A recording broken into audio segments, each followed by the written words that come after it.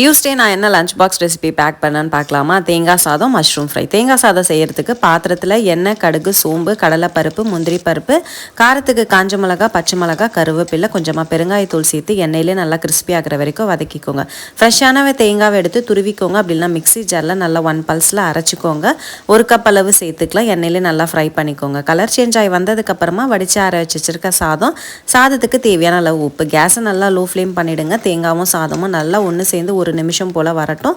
ஃபைனலாக நீங்கள் கொத்தமல்லி தழை தூவி இறக்குனீங்கன்னா தேங்காய் சாதம் ரெடி ஆயிடுச்சு. மஷ்ரூம் ஃப்ரைக்கு எண்ணெய், சோம்பு, வெங்காயம், 1 டேபிள் ஸ்பூன் இஞ்சி பூண்டு பேஸ்ட் சேர்த்து ராஸ்மெல் போனதுக்கப்புறமா கட் பண்ணி வச்சுருக்க மஷ்ரூம் சேர்த்துக்கலாம். தேவையான அளவு உப்பு, கொஞ்சமாக மஞ்சள் பொடி ஆட் பண்ணிக்கோங்க. மஷ்ரூம்லேயே தண்ணி வந்துடும். மஷ்ரூம் நல்லா சூப்பராக வெந்து வந்துடும்.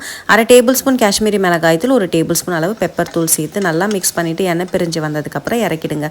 இந்த ரெண்டுமே காம்பினேஷன் பக்காவாக இருக்கும். கண்டிப்பாக லஞ்ச் பாக்ஸ்க்கு ட்ரை பண்ணுங்கள். நாளைக்கு இன்னொரு லஞ்ச் பாக்ஸ் வீடியோவில் சந்திக்கிறேன்.